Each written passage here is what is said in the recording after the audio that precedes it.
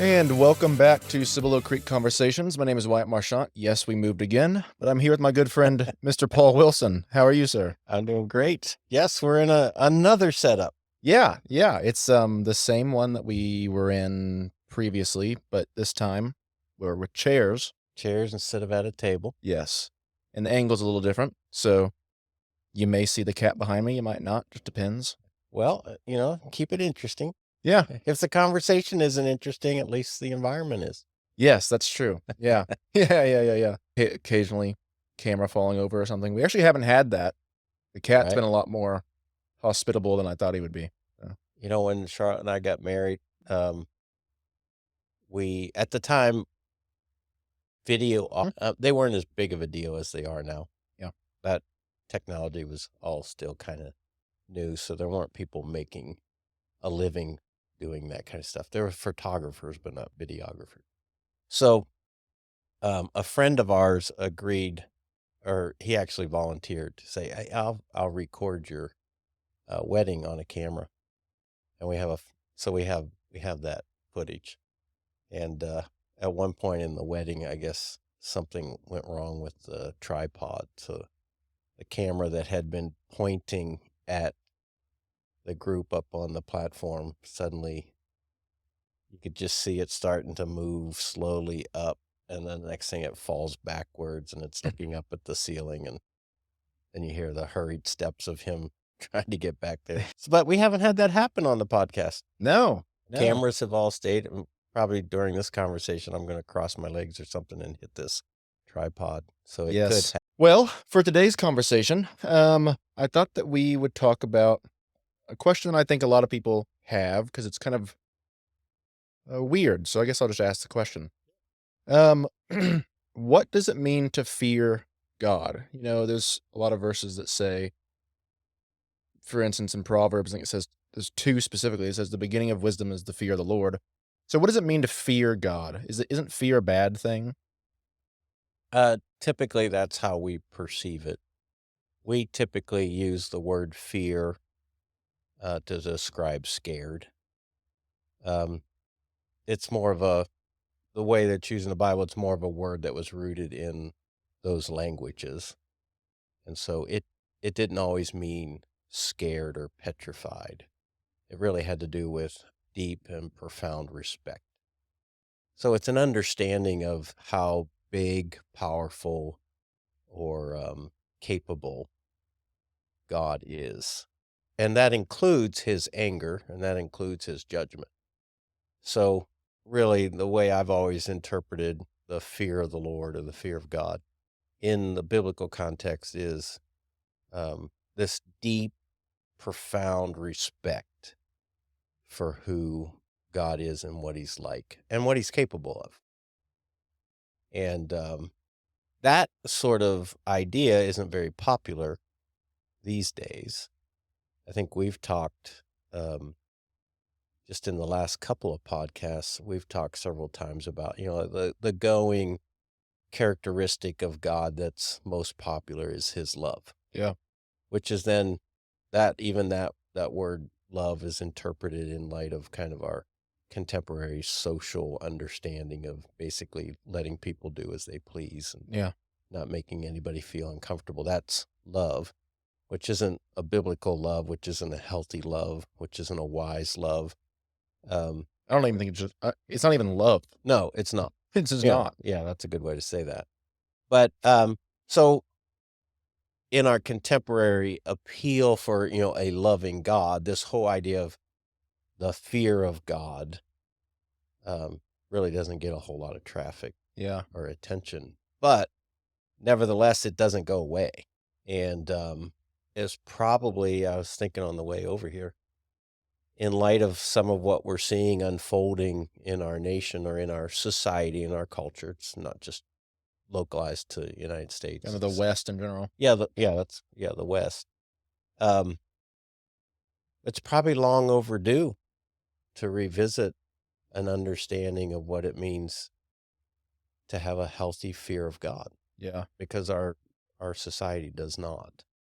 And so consequently, we see a lot of the permissiveness that we have because nobody's nobody has a deep and profound respect for what God's capable of, which just it creates problems.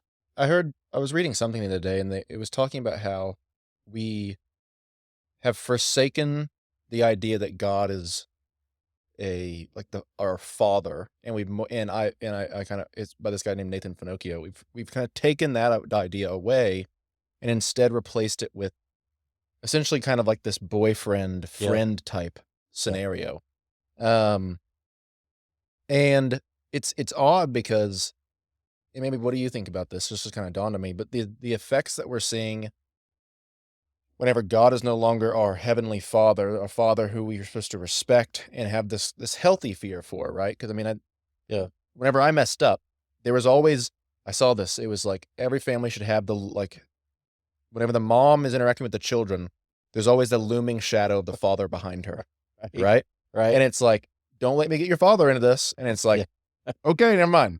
Words Like, of fear in my day was wait till your dad gets home. yeah. He was yes, yeah. He was the one that was gonna be bringing especially once I got older, the severe punishment, Right? and even just the way that he spoke too. But regardless, we've taken this idea away of seeing God as our Father, and so that deep respect, that deep maybe reverence for Him. The consequences almost mirror what happens whenever you take the father out of the home, which is I think a lot of what our I mean, you can see it by even just Yeah. stats, like the statistics of our society of fatherless homes is I think in 1940 it was like 5% of children were born to you know an absent father home, and now it's 40. Wow.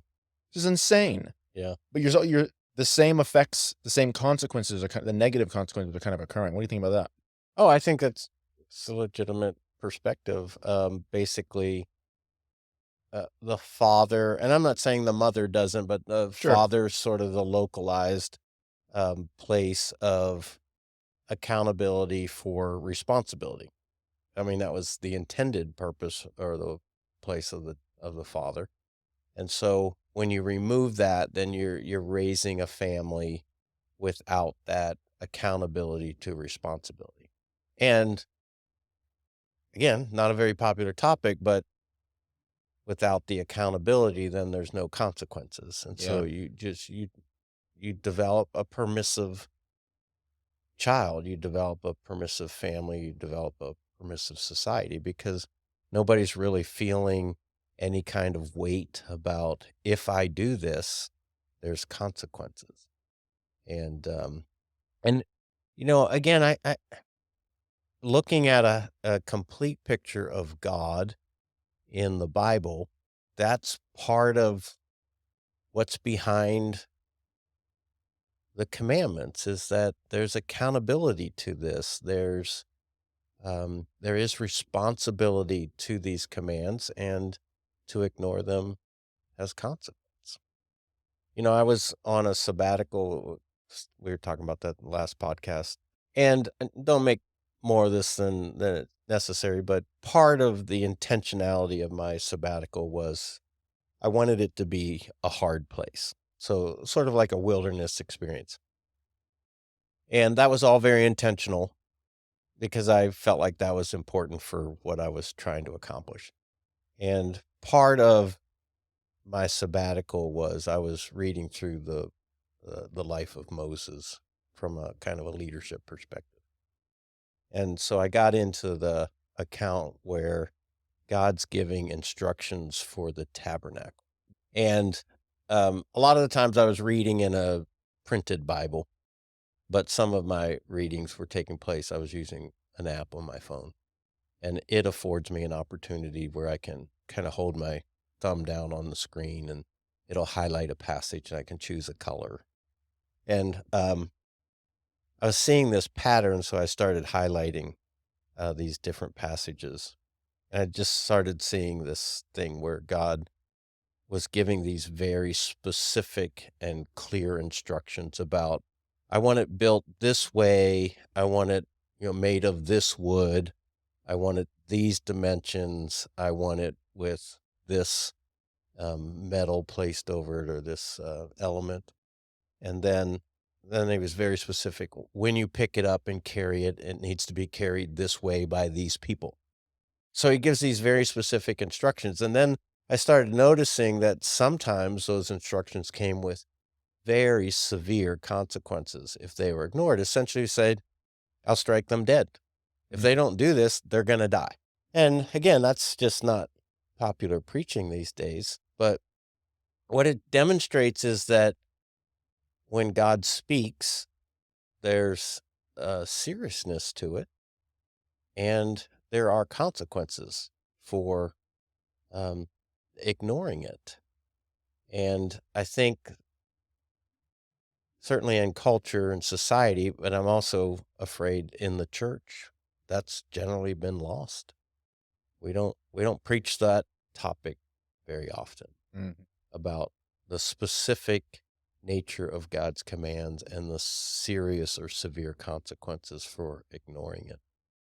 Um, Jonathan Edwards preached this classic sermon back in 1740s something. So a few years ago. Yeah. I was not alive then. No. Why? No. Spite of I how wasn't thinking it. Spite of how old you think I am. Uh-huh.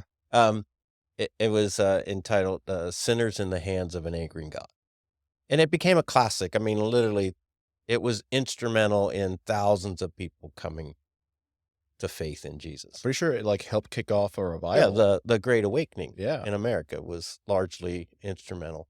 That sermon was largely instrumental in that movement. And it's interesting, nowadays, people will sit back and critique that message Yeah, and we look at say, it with disgust, really. yeah, they'll say, "Oh, you can't talk to people like that." And they'll say, "Really, he was just bullying people. He was manipulating and intimidating people to make decisions of faith. It was all very coercive." And I'm like, No, that that's not accurate because people like Moses and people like Jesus and people like the Apostle Paul, they spoke some really, really harsh things, hard to hear things. Were they being coercive? Were they manipulative? I mean, is that what you're going to assign to Yeah. Jesus? The fact of the matter is that sometimes it's necessary that those really hard things be declared because they're truth and people have responsibility to them.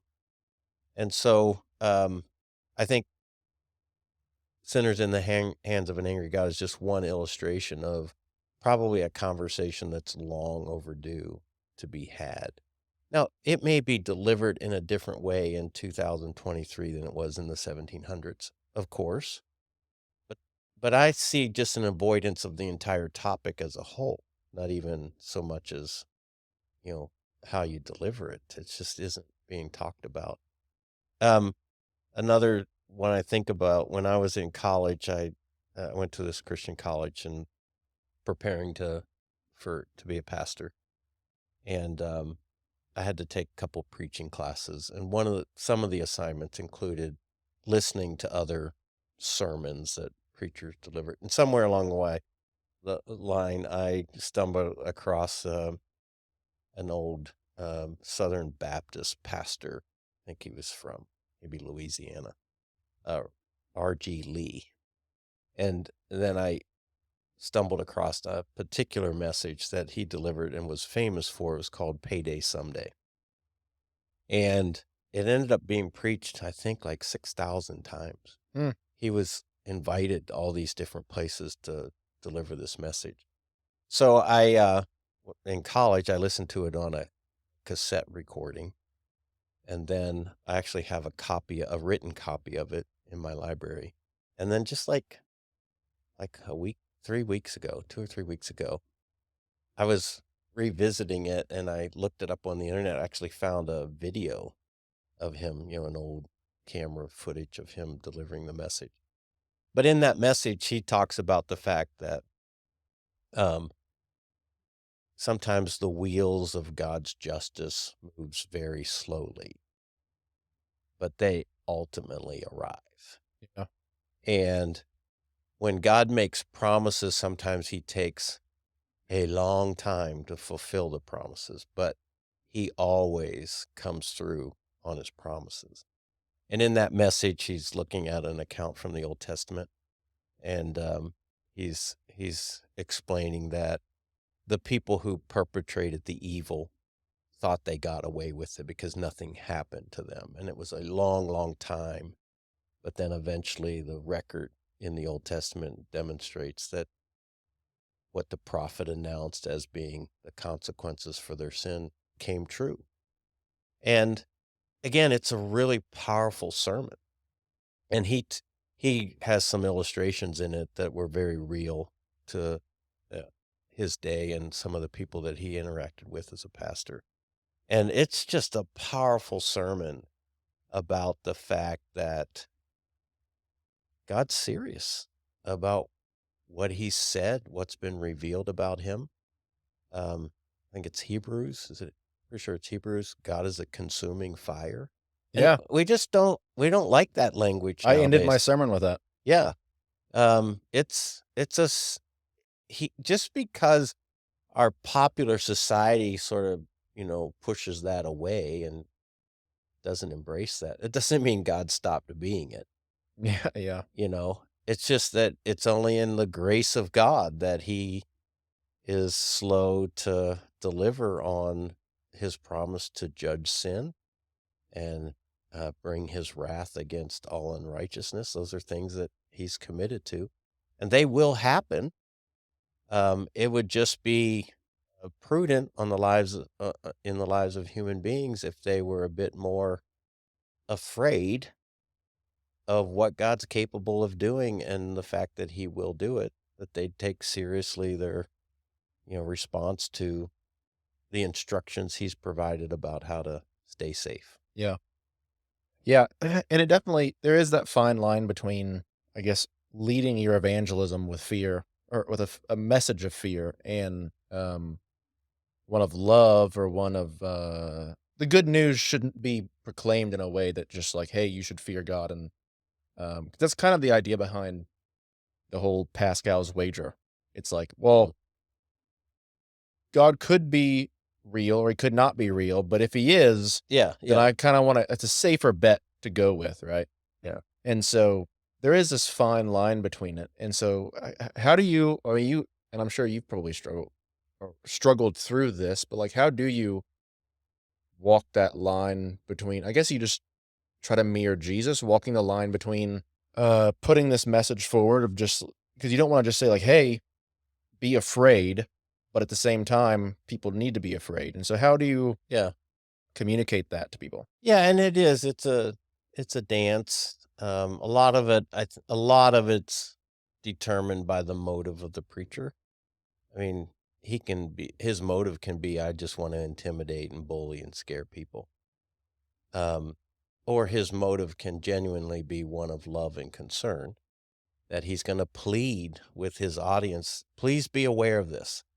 And, the way I've always dealt with it, or not always, but in the last 15, 20 years when I had to make some decisions about how to shoulder the burden of being a communicator of God's word is I just had to decide my job is to let them know. I can't make their choices for 'em.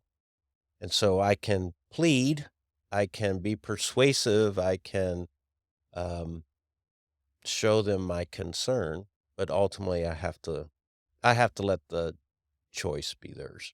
Yeah, And so, I think probably the best way to explain the balance is that the gospel of Jesus is the good news, and that's not just it's the good news because now you get to go to heaven when you die. It's the good news really in the explanation that it's through Jesus that you are pulled out of the path of a holy and righteous God whose wrath will be delivered on sinners. That's the good news, not, "Oh, your sins are forgiven and you get to go to heaven when you die." The good news is, no, you've been spared from a consuming fire. You've been spared from the wrath of a holy God who will not tolerate your evil. You've been spared from the eternal consequences of refusing the invitation of God for salvation. yeah, That's the good news part of that. So I think that's where you find the balance is to say, here's the truth about God's righteousness and holiness and the consequences of the devastation of sin in your life. But I have really good news for you. There's salvation. Yeah, you have to explain why the news is good. Yes. And that's, I think, why it's called the good news, the gospel. So it's interesting, the gospel, we are first introduced to it in the story of Jesus. Well, those original people who experienced that message and really then the earliest readers of it, what was their background? Their background was the Old Testament, where they see this God who literally was a consuming fire. Like he'd open up the earth and swallow, people into it, take lives by the thousands because of the nature of sin. Um, so that was really good news. Oh, thank God that Jesus came and provided, a sacrifice for sin. So I think there is a way, again, depending on the motives of your delivery. I think there's a way of saying, "Hey, I come with love to caution you. Here's something you need to know about God and the promises he's made about how he's going to deal with sin. Yeah. And you stand before him. We all stand before him guilty of our sin. But here's the good news. I offer you Jesus, the sacrifice for sin. It's possible for you to be forgiven and to be rescued."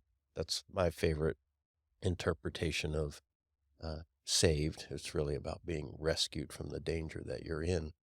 And that's I think how you can deliver the balance of those two extreme sides of God without intimidating or bullying or, scaring people into something. Yeah.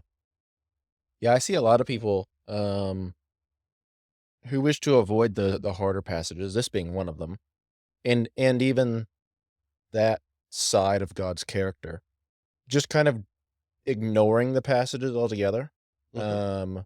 or just kinda tossing them out. Um, and I think that that kinda gets us to a deeper problem, but, which is probably a topic all by itself, but the idea that, um people are having a really hard time, I think, in just the general consensus of the idea that the Bible is inerrant or that it's consistent. So you have to take all of it, or it's kind of an all or nothing scenario, Right. I think. And so that seems to be a real issue with some of these harder passages is is people just tossing out the ones that they don't want. Oh, yeah.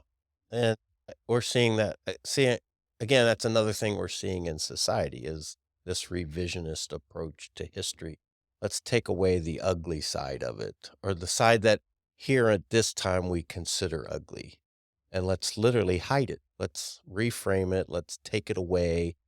Let's replace it with something that we'd much rather hear. Yeah. And hide the good ones, you know. Yes. And so people are doing that with history. It's not a surprise then that they'll do that with the Bible.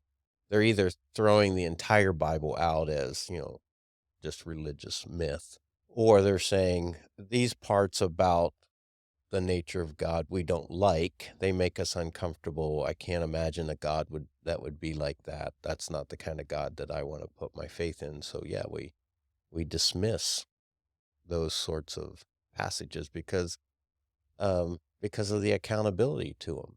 Do you think that so a lot of the times people will separate the God of the Old Testament, and you even just kinda said that, like, well, the people at the time of Jesus walked the earth, the people had the background of the Old Testament, and so they had this idea of God as being one who would bring down hell, not hellfire, but fire onto Sodom and Gomorrah, for instance. Right. And then Jesus comes along, and now our picture of him is one of being very tender and, uh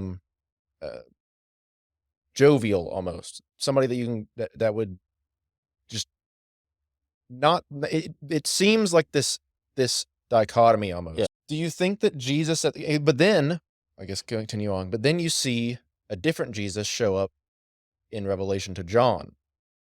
So do you think that the Jesus that we experience in the Gospels was a particular because he was here for a certain purpose. That was a particular way that he wanted to present himself at that time. No, I think what we see of Jesus will be completely consistent in no matter what era or situation we encounter. John 1 tells us that Jesus embodied everything that God was. Like, in other words, we get to know what God is like through Jesus. And what we're seeing is that the truth is that this God of the Old Testament is also a very gracious, kind, compassionate shepherd kind of God. You may not get that as your prevailing picture of God in the Old Testament because of the examples of what gets, the most traffic. But the fact of the matter is that God who destroyed entire civilizations also saved entire civilizations and came to people's rescue and provided for people who were hurting. So he was a shepherd. Jesus, on the other hand, he comes and he's showing us that side, that expression of God that just doesn't get as much traffic in the Old Testament, at least not the way that people handle the Old Testament. But the fact that Jesus goes to the cross and shoulders the wrath of God for sin on behalf of human beings is just demonstrating again the seriousness of it, of sin. And he's coming as the rescuer, the provision of God for that side of God.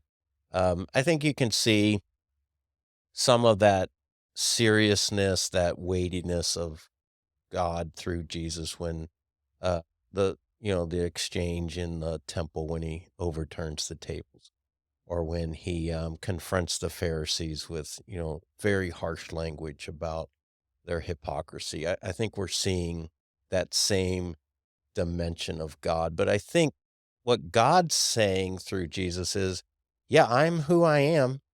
You better take me seriously, but you also better reach out and take the provision that I've offered you. Um, and then we're just meeting kind of the combination of that in Revelation. We're seeing both. Worthy is the lamb that was slain is the chorus of the angels. But we also then see Jesus delivering the wrath of God in its fullness in judgment and the whole, prophetic future. So I think it's all the same. I think there's a consistent reflection of God and Jesus throughout the scriptures. I'm thinking Jesus is simply embodying an expression of God that just don't necessarily focus that much on in our interpretation of the Old Testament. Yeah, well, and I think God was obviously God had the purpose of reconciliation with his creation from the fall and probably before that, but he was also dealing with the nation of Israel at the time, and it Right? wasn't it wasn't the same. It wasn't always the same purpose. Like he was dealing with the Yeah. nation of No, Israel, I and then understand what you're Jesus is saying. always, and so Yeah. very different things. But you also see Jesus like he lets the rich young ruler walk and chase after him. Right. Which I mean, that to me, that is also demonstrating the seriousness of God because, we're always like, well, oh, what's that song? The one that went huge, he's knocking through walls, kicking open Oh, doors, running after me. running after And it's me. like, well, he didn't do that to the rich young ruler. Let that dude walk. And it's Right. not just because he's rich. I don't like that's another thing, especially with the rise of liberation theology, which is essentially just that Jesus was here to like break down class systems and um that's essentially just propel the progressive idea of what government should be like is what liberation theology is from what I've gathered. Right. But, it's like he would have let anybody walk. It just happened to be the rich young Yeah. ruler that had that encounter with him. Yeah. So I think what we see the rich young ruler and probably a couple other illustrative examples is Jesus making the offer, but allowing human beings to choose, which is the story of history and the story of redemptive history.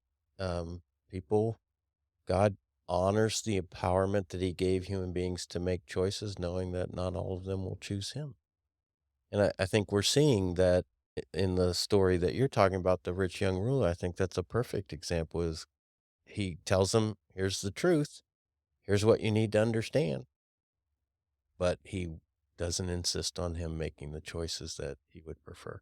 I've been listening to a guy named Bauckham. Uh-huh. Love that dude, by the way. Fantastic. And he's got that he's a black pastor and he has that gray power beard. I'm like, "Oh, man, Maybe I need to grow a power you beard. need to grow a power beard." Like whenever you were on your sabbatical, I saw the picture of you and you were all scruffy and I'm like, "Oh, he's coming back rough and," but I don't know, I said like fiery and rough or something. No, because it rhymed. But regardless, he was talking about how, and you used the passage in your sermon this past Saturday about how when in Romans 1 it says that and God gave them over to this long list of things. And essentially just disordered desires. And so that would infer that there was something that there was still some type of protection that was on them before. Yes? I'm not sure I What does understand. it mean that he gave them over? So like they had them, and I'm sure that they were practicing them at the time, but then God gave them over. That's a good question. I guess I would initially, without, any kind of in-depth study of like those words in that Sure, context. sure. I'm basically concluding that he gave them over is basically he's just taken his hands off of any sort of guidance, help, or influence toward the right. Yeah. And that's kind of what I think is, yeah, essentially just like, okay, well, fine. It's sort of like uh, again, kind of thinking on my feet here. It'd be like a parent who has a late teen who's become out of control, maybe due to an addiction. And they've realized that maybe the most helpful thing they could do is let that child um, Hit rock bottom. hit rock bottom and kind of endure the consequences in very vivid ways that maybe they've been protecting them from, rescuing them from, enabling them. I'm not accusing God of enabling human beings, but through we've been studying the last 2 Sundays about the nature of the work of the Holy Spirit. And Jesus says in John 16, the Spirit would come and he would convict the world of sin, righteousness, and judgment, I believe. And so maybe what to turn them over was God removing or at least lessening the Holy Spirit's involvement in even keeping them in check in any kind of way. That's just a rough take. Is Yeah. that basically taking his hands off? Now, can he even do that? Like completely remove himself? Um, but basically, as an influence or some sort of insulation from their choices, he just lets them run, knowing that it's not going to turn out well. Yeah. Well, and I agree. That's kind of what I gather from it. And um my point being just that like that is something that I read that and I'm like, okay, well that's scary. Especially Yeah, if like you're caught up in something, yeah, yeah, and maybe you haven't um done your best to try to repent, and yeah, you're gonna make mistakes still or whatever. But you're not actively working against those things that you'd rather not do or things that are sinful. That's a scary thought that if you brush it off too much and just, essentially neglect God too much, that there is something that he gives may give you over to.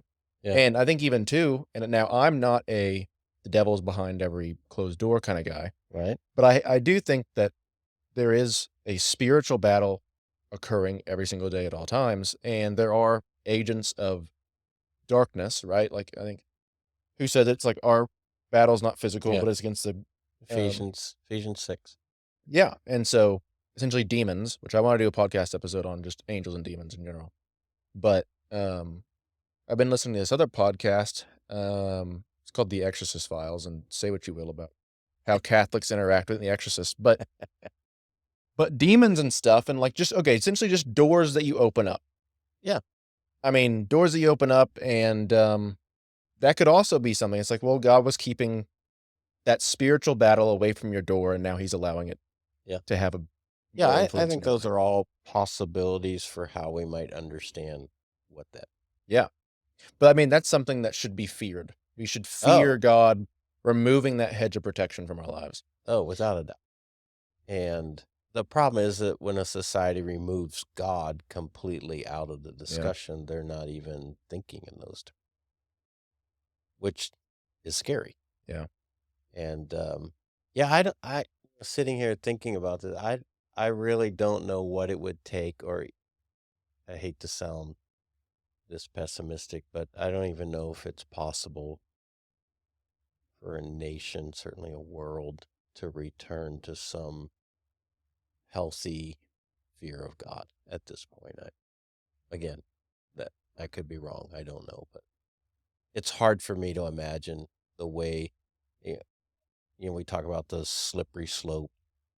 I do believe that there's a point to where you get over the slope far enough that the pull of gravity is so great, there's no recovery. And now it's just a question of how fast you descend. Yeah. And I'm in a conversation with some friends of mine that I have a text message with, that we trade messages 3 or 4 times a week. Just friends from college. Two of them are pastors, and two of them are just, one of them's a missionary, and two of them are just these great guys that have good kind of theological awareness, but aren't in like an official ministry capacity. Um, and we've been talking about what we're watching happen in our society. And there's a consensus that we're maybe over that, downward part of the slippery slope. And point of recovery is not only impossible, the rate at which we're falling is shocking. You just look at some of the things that are being perpetuated in society just in the last 5, 10 years is scary. And, logically, I think I could trace back to where we are today. Some of that is where we pushed God out of a society, and there's no healthy fear Yeah. about that. There's no healthy, eternal, spiritual perspective to anything in a society as a whole. So, um, I don't know. I don't know how you recover that, because even in any kind of cataclysmic event that happens that we might interpret as God stepping in, most of it's dismissed as being divine in any nature. So, again, I'm not saying it can't be recovered. I'm just at a loss at how. There does seem to be this small up upwelling in An kind of upwelling, my yeah. Ki upwelling, is that a word? Yeah, upwelling.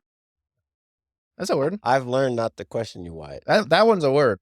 I would say uprising, but upwelling, I'll look it up when we get done. You look it up. That one's a word. Anybody Okay. listening, look it up. I'm right. He's I could right. be wrong. Who knows? But, in my generation, and maybe, like, say 30 and under of, and this is just kinda how like, the popular things in society goes. It's really like, if you wanna be the cool thing to do whenever you're younger is not to do what your parents did, Mhm. okay? Well, all of our parents are, the ones who started most of this mess, and so it's not cool to continue on with what their same thing. The pendulum swings back and forth, Yeah, and, now there does seem to be some people kinda realizing what the last generation has done and given us, which is a whole bunch of nothingness. Lack of meaning, lack of direction, lack of guardrails, nothing. And so, that's what we inherited, is a message of you can be anything and do anything and nothing you do is wrong. So it's like, okay, well now there's no direction at all. Right. Um, there does seem to be something of more traditional values starting to kind of peak back up as being the thing to do, specifically with like younger families. And now that is all going to go away, I think, if the church doesn't reach up and grab the opportunity that is Right. presenting itself. Because the church is still afraid to church in at large, afraid to speak the messages that would help that thing along. Mhm. Um, but I am seeing some of that, Oh, and so yeah. that gives me hope. Now, I don't think it's necessarily something that's gonna stop the destruction of this society in general, from the society from destroying itself, Right. just like Rome. Um, Rome wasn't destroyed from the outside, it was destroyed from the inside. Sure. And, people always say, "Well, history doesn't necessarily repeat." I've heard it said, like, "History doesn't repeat itself, but it rhymes." And it's like, I like that. yeah, that's true. Yeah, that's good. Um, there does seem to be a desire for something to revere. Yes, I agree. I've seen illustrations of that. I'm wondering if it's a strong enough majority to stem the tide or to turn the tide. It's sort of like, um, the neighborhood's burning down and there's a little bit of water being sprayed on it, but we may save one house, but we won't save the neighbor. That's probably true, especially if the way that we're trying to put out the fire is very delicately. Yes. Yeah. I'm appreciating examples in news and across different arenas of life, academia, politics, and uh, the commercial or the business industry. I'm encouraged by examples I see of people making very strong stances against a lot of popular thinking. Particularly the whole woke movement. We're seeing we're seeing professors and we're seeing business people and we're seeing students making stands, and I'm encouraged by that. I'm just again, I don't want to be pessimistic. I'm just curious if it's a little too late or if it's a small majority that will, they stand out because they're so rare. Um, but will a larger movement or population of people make, similar statements of stance to really do battle against it? I, Yeah. I really don't know. So I like to believe that it could happen. Maybe at my age, I'm a little bit skeptical about it. Yeah.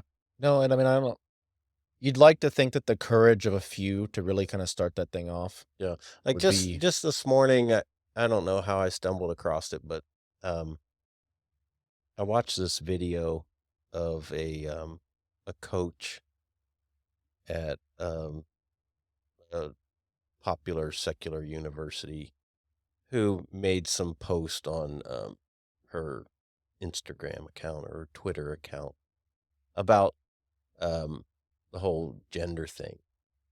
And she's a coach, a women's athletic coach, and she made a post about um, how women's sports ought to be reserved for biological women, as opposed to allowing men to participate how in that. dare she? Yeah.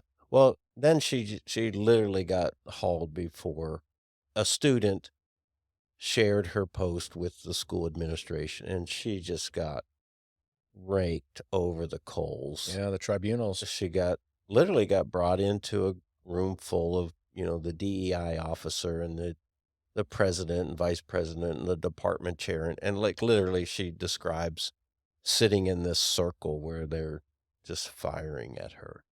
And she hasn't been fired yet, but she's anticipating that, the wheels are in motion, that they'll eventually find a reason to dismiss her.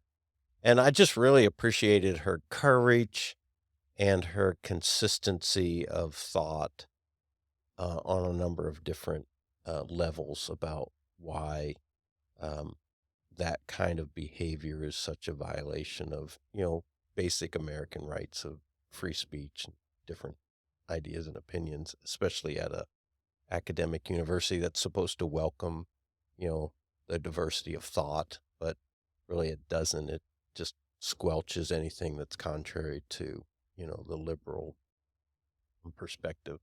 And I just found that kind of inspiring of her making that stand. And she does a great job in the video that I watched. She does a great job of explaining. She has a deep, deep love for the student athletes that she serves. And she's a women's lacrosse coach. And so she's just genuinely has a genuine love and concern for them as people, and she hates to see what's happening to them and their opportunity because of this woke idea that men can be women and they are allowed to participate on sports teams or in locker rooms. And she's like, that's not healthy. It's not good. It's not right. And she's making a stand for it out of a real genuine place of concern. Yeah. And I just found it inspiring that, you know what, that she's in the lion's den right now. She is literally getting lambasted from every side, not supported by anybody. And in part of her concluding remark, she makes a statement. This isn't quote, this is kind of the general gist of what she said. She basically said, I just decided I'm going to be the voice for everybody who wants to say these things but are afraid to. Yep. I just want to be the voice for everybody who's walking on eggshells, afraid they're going to lose their job if they said what they really thought. Or I just want to be the voice for those people who've been bullied and intimidated into silence for fear of being, canceled or deplatformed. I decided that at my age and my experience, I'm going to be the voice that's going to speak up in spite of what the consequences might be. And so I see those illustrations, and those are very encouraging illustrations. I see that happening throughout a number of different, arenas of life. I'm I'm just wondering, can it be enough? Well, I'll agree with you that the universities are gone. I don't believe that there's any hope for them. Okay. None at all. And yes, they are supposed to be the place that the free speech is supposed to be welcomed, but they're also the places where they caused this mess. It's there that The the ideologies are ideologies. advances and Yes. ingrained to the point That's that where the problems got caused, so I don't think that, patient 0 is gonna be the cure. right. And so, yeah, I would agree that those places are gone. But I do think that I mean, now, here's a really good win, for an example. Yeah. Less than 50% of Gen Z sees college education as being worthwhile. That's a huge win in my book, Okay. because then they don't go to the place where they get infected. Right. And so it's like, okay, so the people are refraining from going to these places, and to No, me, that's a win. because those places would then have less opportunity to negatively influence a next I generation. mean, it's 10-to-1 professors of a more progressive ideology and a conservative ideology. Right. So, I mean, regardless, you're gonna be swayed in one way or the other. Right. And I'm not saying that progressive is evil and conservative is good. I'm just saying, They are there different. are definitely elements of the progressive side that are evil, I think. And They so, they're definitely different, and the fruits of those differences are extreme. yes, and I think some are evil, but, I agree. um, on both sides. Yeah. Um, yeah, and so, okay, well, back to the fear of God thing. Why is the fear of God a prerequisite to wisdom? As the wisdom guy. As the wisdom guy, for our listeners, that means I'm very interested in the topic of wisdom, not necessarily because I'm a wise person, but Yeah. um, I think wisdom is different than intellect or intelligence. Intelligence is good and valuable and has a place, but wisdom is better. Wisdom is able to take intelligence and utilize it in constructive, healthy, truth filled kinds of ways. It makes life better to be wise. Um, I think the fear of God is important to that, or actually the beginning of that, because what you're doing is you're including God into the equation. When you push God out of the equation, it's impossible to be wise because the fear of God and the constraints that he provides for human life are important accountabilities. You just keep coming back to this accountability. Consequences, those they serve a purpose in life. Discipline as a corrective, directive sort of exercise. It has a place in life because the heart of a human is corrupt and deceived and blind. So we have all sorts of potential to go in all sorts of really dangerous directions. But when you put God into that equation and you recognize things like consequence and responsibility and accountability, then you have some guardrails about what it is that you choose to do. And having those guardrails provides for better choices. I that makes sense. And something kind of clicked is that if you are missing a fear of God, if you don't have it, you're really just kind of focused on the here and the now, which is a lot of just that and that's what sin's really telling you to do. Most of sin is telling you to gratify your desires right now. Right. But fearing God expands your timeline. Yeah, it says, yeah, enjoy your life, but know that there's an eternity. I mean, the end of the book of Ecclesiastes is like, at the end of the day, go ahead and enjoy your life. God's not trying to rob you of joy in life, but be really careful about what you find joy in because your choices and your actions have eternal consequences.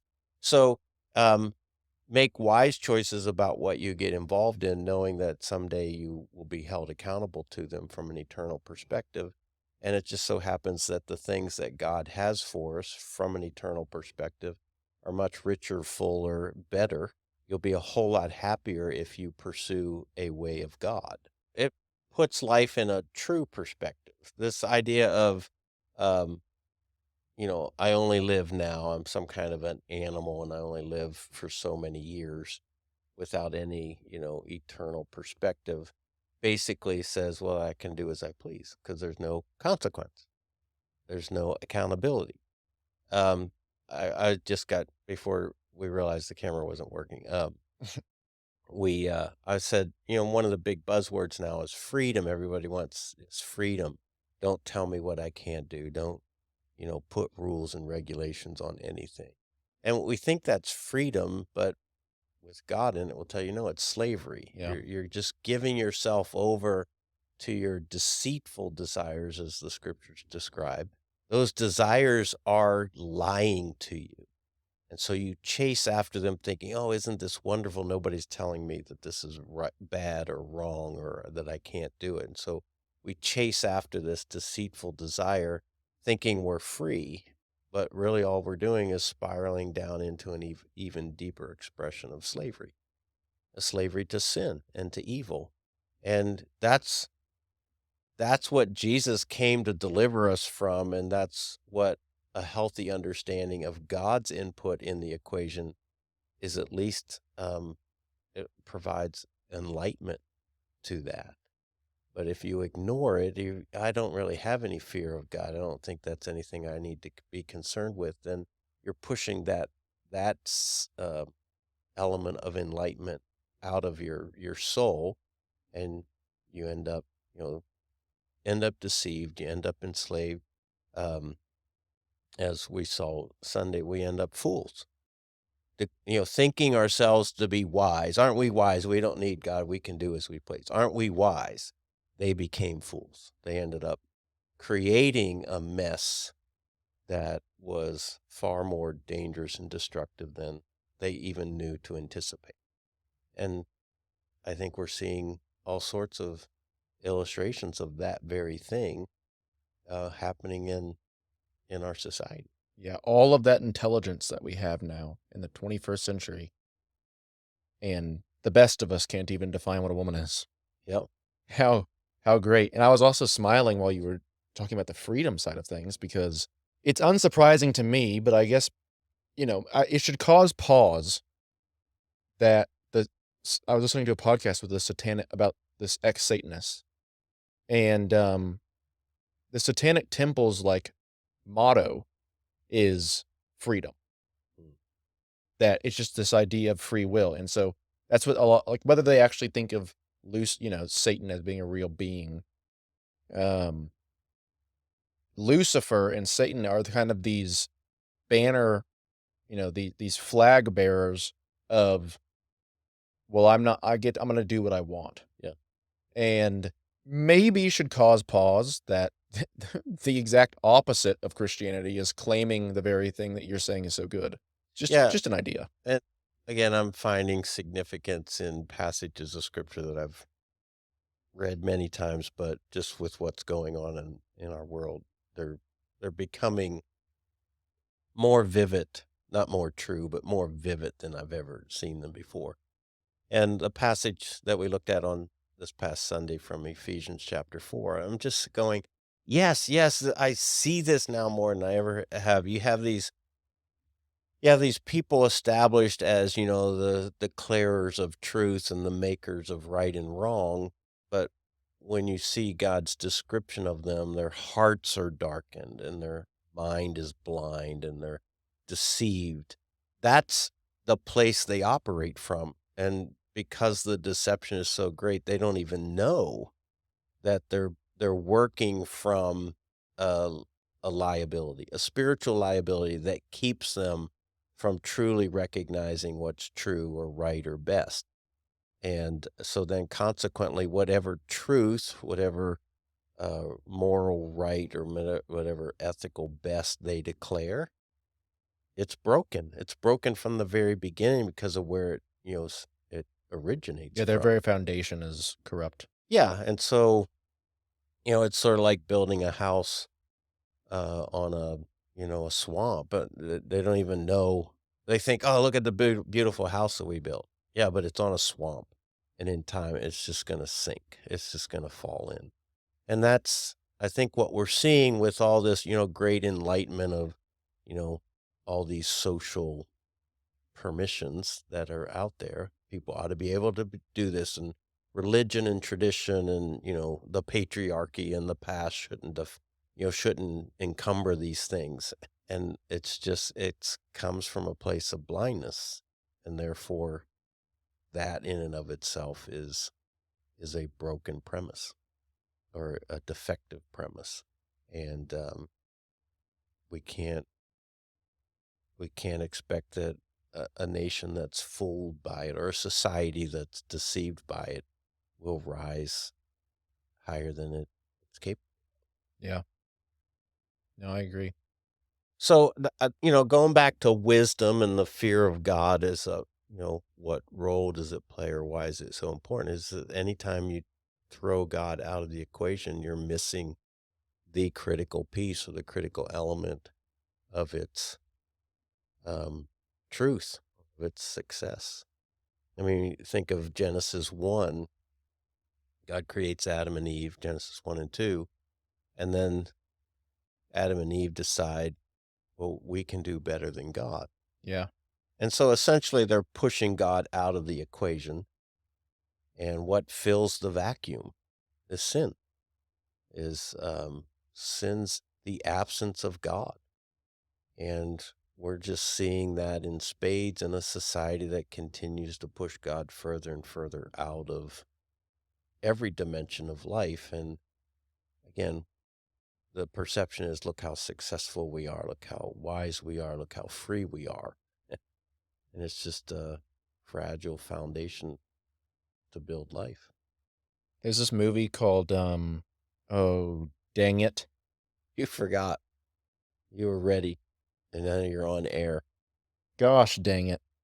It's about this guy it's about this, serial killer, and a psychologist is sent in to determine whether or not he's crazy, because he's on death row. Mm, And so if he's crazy, then they'll keep him locked up forever, but they won't kill him.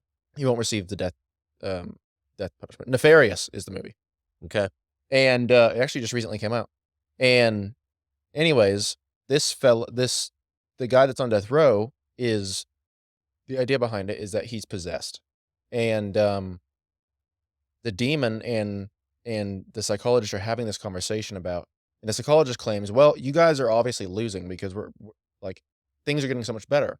He's like, "We're getting rid of hate speech, everybody's more free than ever. People can love who they want, get married to who they want, blah, blah, blah, blah, blah." And the demon just starts rattling off all this stuff about just like, well, he's like, right now, there's more slaves that exist right now than at the height of the triangle trade or the Arab slave trade. And he's like, you want to know the best part? They're all, well, he's like, more than half of them are sex slaves. And he just rattles off all this stuff. Right. And the psychologist is sitting there like, what the? Yeah. People don't, well, yeah. Like you were saying, it's like, well, look at all our freedom and Right. everything's so good. But in reality, it's like, no, no, no, no. Yeah. It makes things worse. Right. Yeah, I haven't seen that movie. I've heard it highly recommended Yeah, for it's good. those sorts of perspectives. But yeah, I watch, um, I kind of watch news as it's delivered through media, and watching the deception and the propaganda and the agenda that influences what journalists will look at and look into and what they won't. Um, and yeah, I think I'm seeing that just from a different expression. We think we're getting better. Really, we're just making things worse. Yeah. Even simple stuff like literacy rates are at an all-time high. It's like, yeah, but half of those can't read past the sixth grade level. So it's just stuff like that's insane. Okay, so maybe to finish up the combo, to kind of bring it to a close. The convo, is that the new term for that? I was The in a conversation with someone your age last night, and they used the word convo, and I'm like, okay, I guess it's the thing, I guess I probably use convo. I don't use much of my age jargon, right? but convo just seems nice because it's so much shorter. It's so much shorter. It's just so much shorter. I mean, to have to drudge my way all the way through conversation. Yeah. That's like 4 syllables. Yes, and we chose it to be the podcast name in our deep wisdom. Oh, Cibolo Creek Combos. Cibolo Creek Oh, Conversations. that so shortens it up. It takes out half of the last word a little bit. But All right. regardless, Regardless, what were you gonna say? how does one increase their fear, their respect, their deep reverence for God? How do we increase that in our own lives? Maybe some like personal practices. And people who are like interested in. Yeah. So Okay. say Christians. Okay. Well, I can't say Christian because not all of them are interested in the fear of God. Uh, Christians who are looking for healthy expressions of what it means to follow Christ. Yeah, who have an accurate understanding of who God is. Let's say that. Um, this first thing popped in my mind. I absolutely believe it to the core of my being. Spend a lot of time studying the Old Testament. Mm, Don't become a right hand side of the Bible kind of person where you only read the New Testament. In fact, I mean, you can get a copy of the Bible that's just the New Testament. Let's not worry about that Old Testament thing. No, it's part of the 66 critical books of revelation that God intended us to have. And so I'd say, yeah, read, read, read the Old Testament with a tremendous curiosity toward the honest understanding of who God is. and wrestle with the fact that what you read in the Old Testament and the Jesus that you see in the Gospels, that's the same. They're the same Yes. person. Yeah. Wrestle with that. It's uncomfortable, but it's necessary. Make the connection between the two testaments, because there is a connection. Yeah. Critical connection. Again, this is a hard sell, of course, but wrestle with the book of Leviticus. It may seem really boring, but there is an enormous portrait of God that's being painted in those details that a person really needs to understand. So that would be like my first one, is spend lots of time in the Old Testament. This probably another way is, keep company with people who have a shared concern about the nature of sin. Yeah. Not people, obsessed with the conversation, but I'm saying people that have a healthy disgust for their own personal failings and are working diligently to um, practice confession and repentance and spiritual disciplines to, stave off kind of the natural lethargy that can happen in a soul. So spend time that with people that have those conversations and invite that kind of accountability. I'd say that. Um, I've got one while you're thinking. yeah, It's one that I mentioned in my sermon, but it kinda can seem weird, but try to interact with God like he's God, instead of like your your boyfriend. friend or your boyfriend. Yeah, Like, more often than not, most of the times you interact with God are gonna have to be more casual because you're doing stuff all throughout the day. But is there any time throughout your week where you have a more reverent posture in your it's great. engagement with God? Like, are you ever coming to him as a sinner before God, the Right. God of the universe, or are you always coming to him as if he's your best bud? Yeah. It's like he is, but he's also God. And so, that has helped me a lot is Hmm. I Uh, read those and like I said, you asked the staff that one time of like, "Well, what do you picture?" And it's like, well, a way you can do this is try to read the descriptions of the throne room, whether it be in Isaiah or in Revelation, or any of the other times where people have these visions of what the throne room looks like, or even Moses on Mount Sinai. Read those things and try to picture that and you coming before that. mhm. And that can kind of just it places you in the correct. I guess it rightly places you before God. No, I think that's an excellent suggestion. You said at least have a time and a place that you come in that direction. I'd probably say no, that should always because yes, he's my heavenly father, but he's the king of the universe. So I always come at it from the perspective that this is he's he loves me and I'm safe in him, but he's serious. I've been other reading that I was doing on my sabbatical was the Chronicles of Narnia. Yeah. And just getting I had never read the whole series through in entirety. I think I've only read maybe one of the editions at before this, and I'm working my way through it. And just being reminded again of Aslan Mm. and what he is and who he is and how he is was really good. Like I was like, yeah, that's the kind of God I want, that I need. He's a fierce lion, also, this loving uh, creature. But yeah, it's interesting. I have somebody in my life right now who I think has a very cavalier um, way that they talk with God, and I just find it annoying that every time. And I was like, okay, it's not mine to judge, but that's almost too friendly. I think I know where they're coming from or what it's about, but I just like, no, no, not for me. He's a great king, and I always address him and relate to him in that way. Yeah. This is just me, but if I were you and you ever refer to God as daddy God, No, I haven't heard that one, but please stop. please stop. Please stop. Sorry. Yes. There we go from Wyatt Merchant right Just there. stop. Yeah. Please. For all that's holy, please don't refer to him as daddy. Um, yeah, so other ways, again, everybody's different in how they learn or, kind of what impacts them. Um, again, I'm speaking out of my own experience. My sabbatical offered me some opportunities.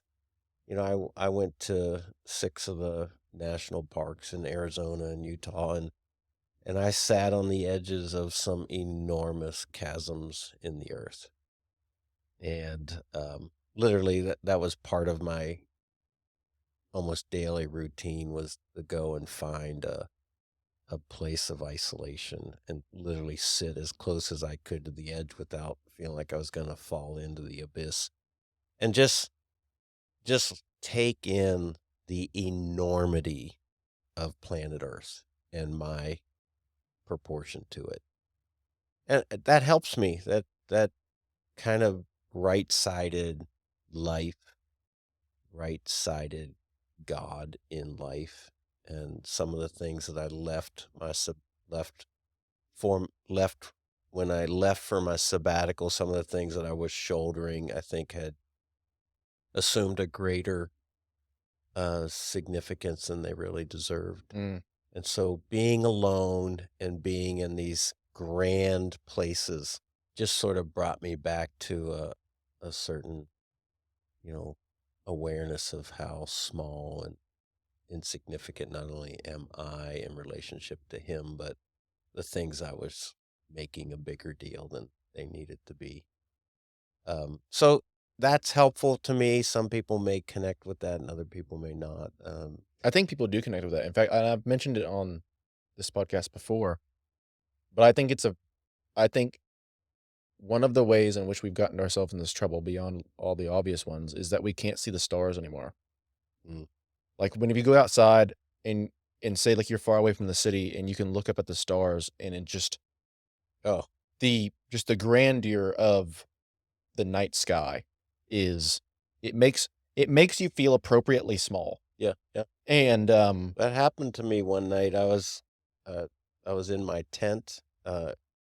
I was in Arizona and Utah, so it was hotter than 80s. Mhm.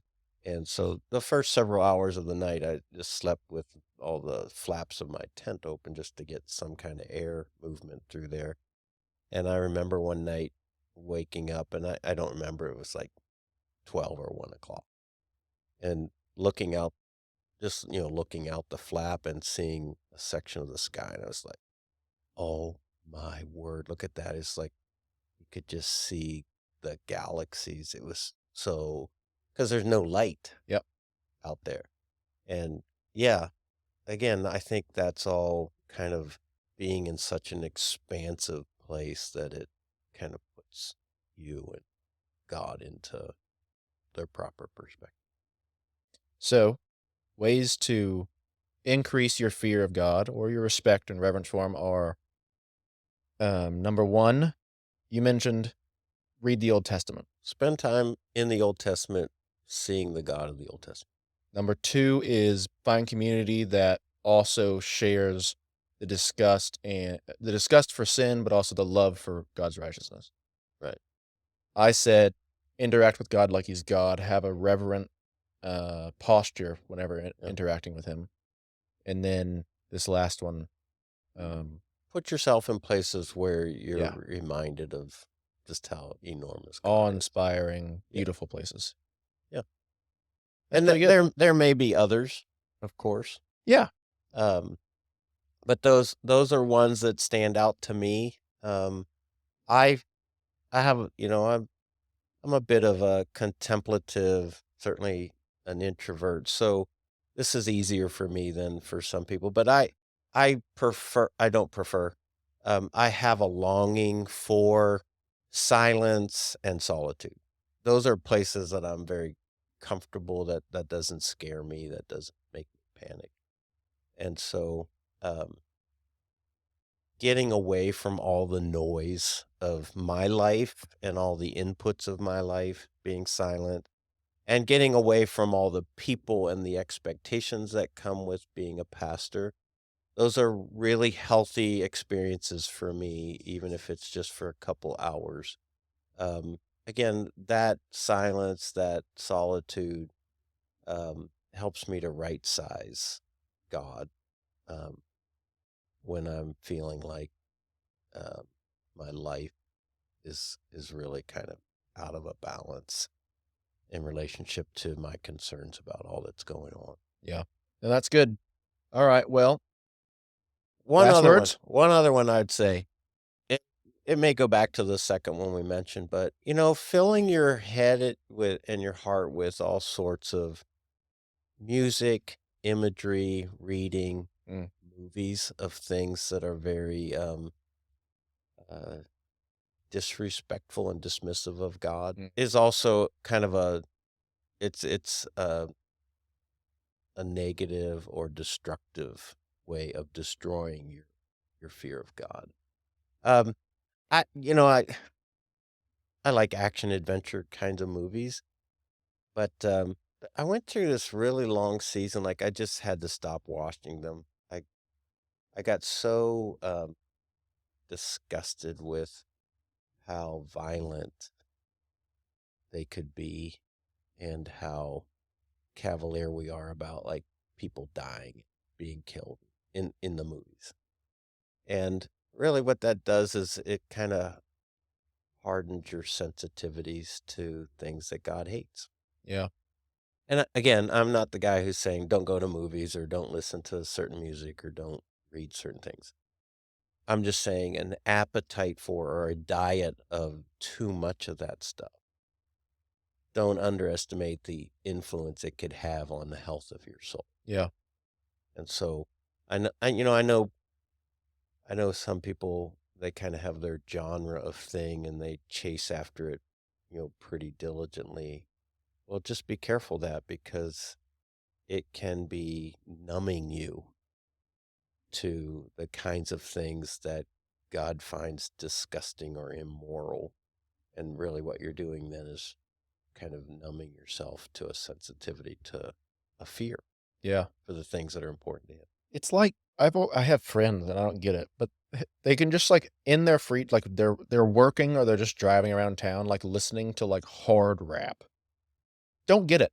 Yeah. Because I'm like, what about this registers with you? It's talking about, killing people or having sex or rolling up with, your money, whatever. Like you're not doing any of this. You're Yeah. working on your computer. Yeah. Like you're on Microsoft Word listening to listening to this hard rap. It's like and so you're just like inundating yourself with this mess. And I'm not saying not listen to it. I don't get how you can do it all the time like that. Like if you're listening to WAP in your downtime, Yeah. question yourself. Sure. No, I think all those kinds of things can really, what the Bible would describe as harden the heart. Yeah, yeah, And so then any sensitivity to a deep and profound respect of God gets yeah, so that's not helping. absolutely. Well, now that Apollo has finished eating, because you could definitely hear him in the background. Oh, you could? Oh yeah, I couldn't hear you him. couldn't hear him? I saw him walk through, but I couldn't hear him. Yeah, he went over there and just started munching. Could hear him in the background. Hopefully I can edit that out. But on that note, You got some editing to do today. We yeah, had what a mess. camera failure, and I'm sure you'll figure out a way. I think there was some parts of the conversation that were really good that we might not have captured, but maybe the audio, we can salvage that. Yeah, I've put up before like technical difficulties, so You'll figure it out. I'll figure it out. But anyways, we'll see everybody next time. We hope you enjoyed this presentation of Cibolo Creek Community Church. If you did, please consider supporting the ministry of our church. Your donations make a difference. To check out more resources or to share a gift, please visit us at cibolocreek.com. Thanks for listening.